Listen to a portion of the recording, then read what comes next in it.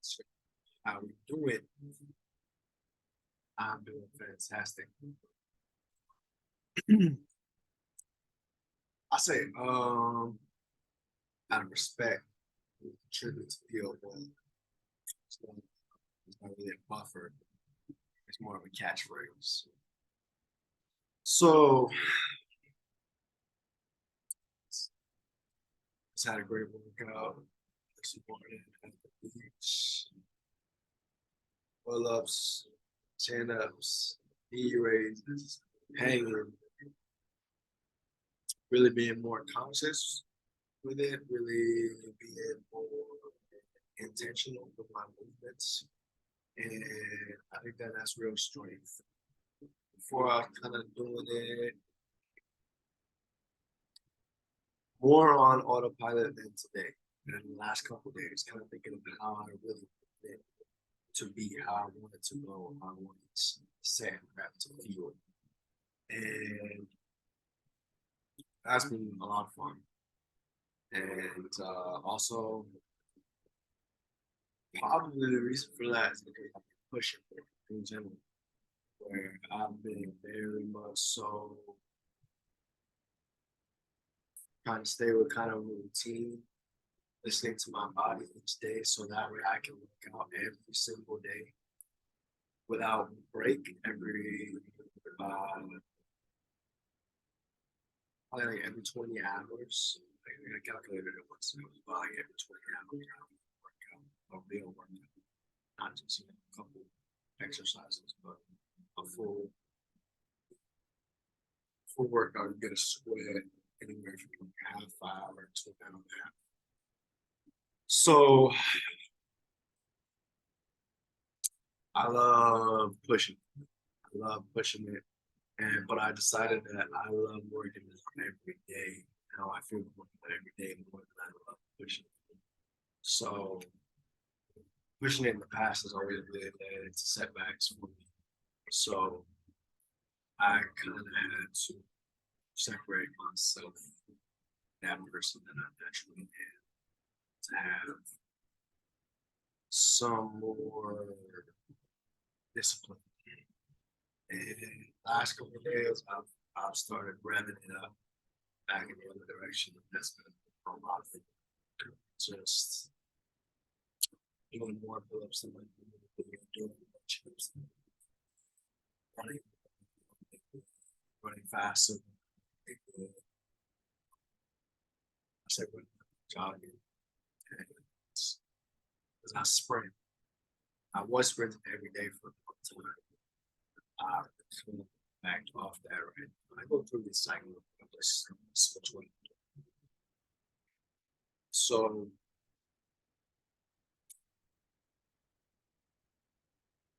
yeah, the running, I love running. You know, a lot of people hate running. I love running. I love running in sports in particular. It's not what I do. I love running just by myself. I particularly like running fast because I like pushing. Like, most people get tired. I feel like I get warmed up. Once my inside is warmed, my muscles are warmed. I just feel like I can go forever. And I just don't get tired. When I get tired, it's really mirroring my breath. So I only breathe through my nose. Once in a while, I'll exhale through my mouth. And just breathing through your nose just keeps you in control. Quality of the breath that you're taking is a lot better because your nose is designed for breathing in a way that your mouth is not. Your nose has a lot of filtration that your mouth doesn't. So I think a big reason why people get tired is because they start breathing out of their mouth. Most people are mouth breathers. Most people have nasal issues and are just also not practiced at using their nose to breathe, especially in strenuous situations. So that really helps me keep my heart rate low. I just have a lot of different tricks a lot of different breathing methods that I can go to in real time that just reset me. And fascinated by where is the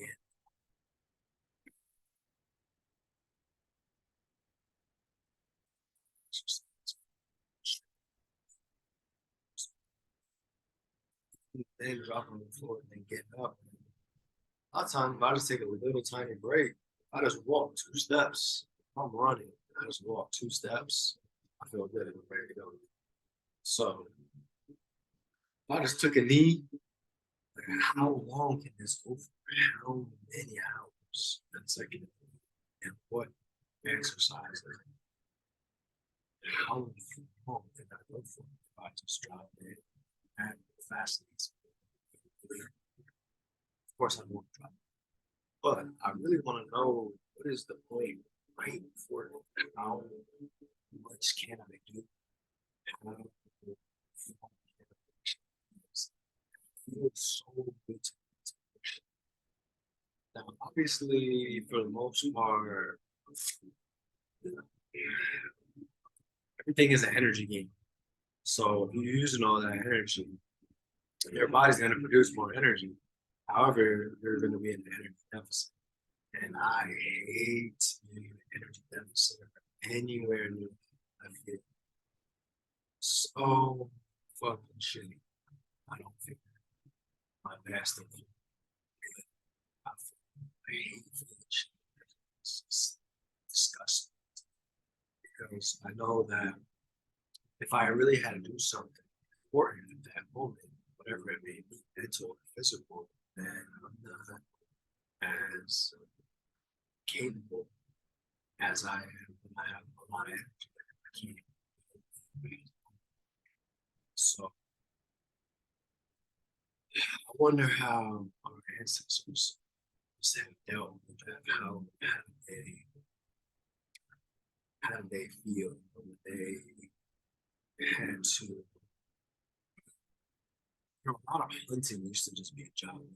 So you would just try to injure an animal and then just chase going at a certain pace, very slow pace, just trying to keep it in sight or just trail the blood until the animal just their hearts are different. So just give out and die, and then you eat. So after that, how exhausted must humans have been, and they're under constant threat, mainly other humans trying to take their stuff, trying to take their women, trying to get rid of their offspring, take their food, all types of stuff. So when you expend all that energy, I guess it just goes to that point where it doesn't matter how you feel, just do it. It doesn't matter.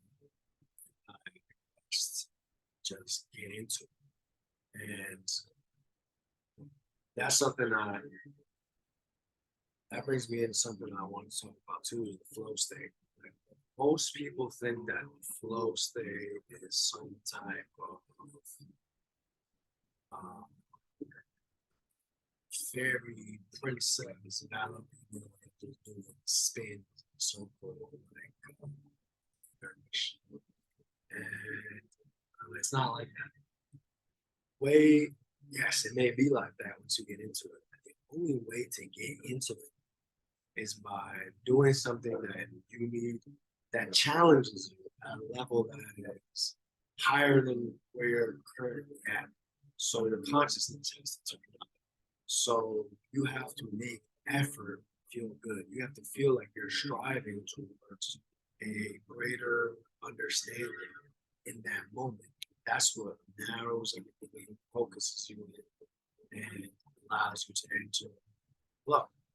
But you don't just get into flow, and you have to cultivate it. You have to channel the muse, and the way to do it is by trying to give undistracted attention, which we've talked about, which is You're only focused on one thing.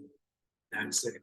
There is no check the phone real quick, check the email real quick, walk over here, look at it. There's no distracting yourself. It's undistractable attention. And doing that for whatever, 10, 15 minutes, it generally, especially for most people, it's not going to feel good. It doesn't feel good. It doesn't feel like it feels like you're trying to do something that you're not currently capable of. And that is how you get better at literally anything. So you have to break through that barrier of discomfort with your undistractable attention. And then you break into flow, you break into a higher state of creativity.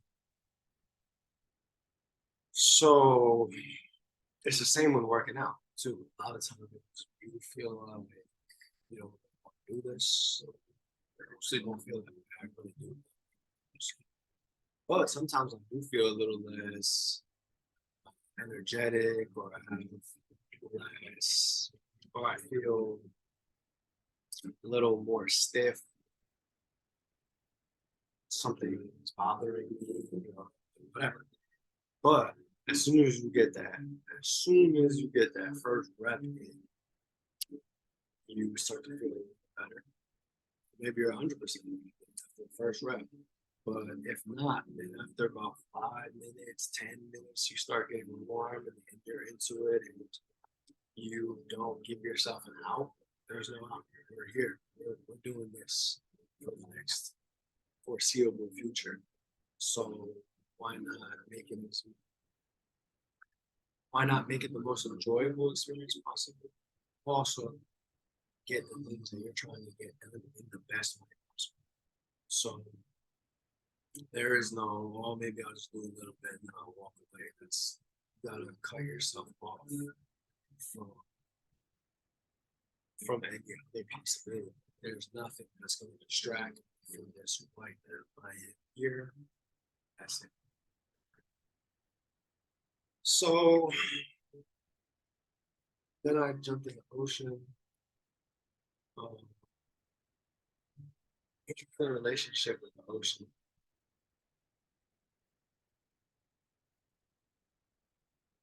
I've been going in deeper than I normally do.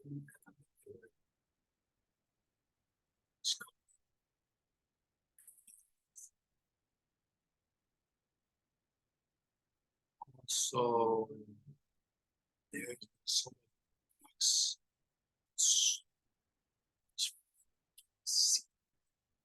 see it's disgusting. I see a dude ride a wave today and come out of the water and just really incapable of seeing. And I laughed. He laughed. It was fucking disgusting. And then I don't want to be soft. I want to be in the water. So I'm going to water and I'm just fucking navigating unsuccessfully through just mounds of seaweed. This is just glad I didn't keep me from going in. I also hate you step and you fucking it's like seaweed is trying to catch me in the net. This shit is crazy. Anyway, got out of there and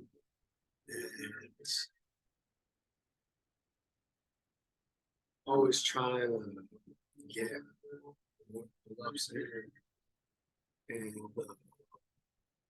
in between doing whatever else. And it's funny that sometimes there's kids there and swings that and they think, fuck. But at the same time, I'm happy for them. It's designed for them. And I'm happy that there's kids outside. So, see very often.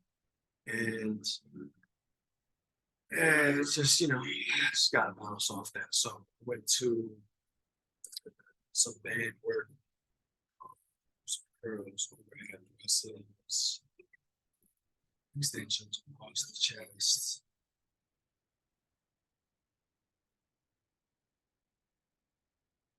and lateral raises. So that was good. And I had a meditation, which is really nice. So it's a beautiful place.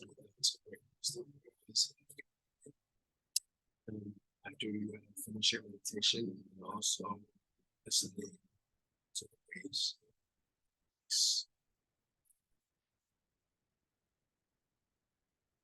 Then I read some and made notes. And that routine has been really good. I have done reading and taking notes at home, and I'm glad that I have changed that to bring it to the beach with me, and also exercising and then writing right afterwards. It really clears you, but also the exercise stimulates your creativity and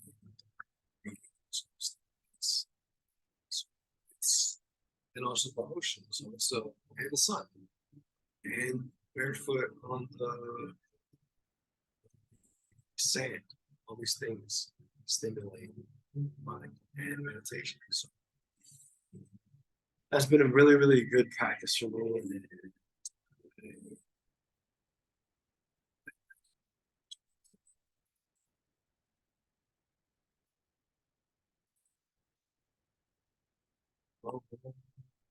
Take a cold shower and get to the water. Those things have been very oriented for me, and I really enjoyed this ritual. In other news, yesterday I saw this drug Ozempic. I saw it because I was seeing an analysis. I didn't see it on purpose. I was seeing an analysis about the stock. The stock is at $191, which is cheaper than the shots. Interesting. I believe that the stock has tripled in the last year. So, of course, if you offer Americans in particular shot, they gonna take it. And especially if it's, hey, take this shot and you're gonna lose weight. You don't have to change anything in your lifestyle. We're just gonna jab you in the back and see ya, have a nice life. They sign up for that every fucking day of the week. I don't do anything. Great, that's what it is. It has been working. On average, people have lost 20 pounds. I saw some before and after pictures. That's amazing. I also heard, this may or may not be true, but this is a credible source, and it wouldn't be surprising. They do not know why Ozempic works. They are still going through trials to figure out why it works. What effect it's having on the human body, human hormones, to have you lose weight. They don't know why. You would think that that would be something that they would be very interested in for rolling it out. But why? Something was not really that important. You would think that people getting this shot would wonder, hey, why is this working? Why does this pump make you lose weight? Nah, you're wrong. So, why is it working so far? If you look at the in-depth analysis by Dr. Peter Atia and a couple of other case studies are showing that on average people lose 20 pounds and their body fat percentage is going up. How could that possibly be? Why would that happen? It's because they are losing muscle they are losing muscle and all other types of very important tissue in the body. So Ozempic is causing people to lose muscle at an alarming rate and causing them to lose very important tissue. Losing muscle and tissue, not even causing them to lose body fat. So they're losing weight, but it's muscle and tissue weight. So and have your body fat percentage go up. That's just disgusting. That's just fucking. That's just lazy. Jesus Christ. Can't at least take some body fat out? We losing muscle, we losing tissue. Can we at least let's lose a little bit of body fat? God damn. It's fucked up. Anyway, I will say not that interested in the stock because I only buy things when they're on sale. Ozempic is obviously way up. I'll be interested if it drops a lot. I don't think it's going to drop because the fact that it's making you lose muscle and tissue is not going to stop it from taking it. I believe it's not legal in the UK yet. When it gets into that untapped market, this stock may explode. Plus, it's not big news yet. People aren't all over this. People are going to get this jab 100%. And it's the laziest thing they can possibly do. So if you want to bet on people doing the laziest thing they can possibly do, this is a stop for you. The fact that it's making people lose muscle and tissue is you're not going to see that anymore. No one's going to look into it. People getting this shot, they're not going to look it up and see what's I don't know what that's it. I don't know why you so you're not going to sign some shit that says hey, I'm going to lose 20 pounds, but it's going to be muscle and tissue. I don't need muscle and tissue pounds. That's fucking and my body fat percentage is going to go up. Let's go. But they're not going to look into it, and no one is willing to tell them. So the information is out there. Pretty much as always, the information is out there. You gotta look it up. You gotta read, and you have to create opinions of your own. And people don't like doing that. So that's all I've said. On a lighter note, had a fantasy football draft with my boys last night. I don't do fantasy football, and this wasn't really about the fantasy football. It was really just an excuse to get a podcast in with them. Three of my dudes, they're fucking around, bullshit, chatting. Shit gets ridiculous, extremely out of hand, extremely inappropriate. And it's a lot of fun. It was a great time. It's very silly that it takes fancy football. It is what it is. I'm not and I talk to them, just a bunch of laughs. So I'll always send information. Yeah, so that was fun. That was a that was a good experience. I'm glad that man, that draft was boring as fuck. If I didn't get the ball on the Zoom, that shit was trash. So that I that.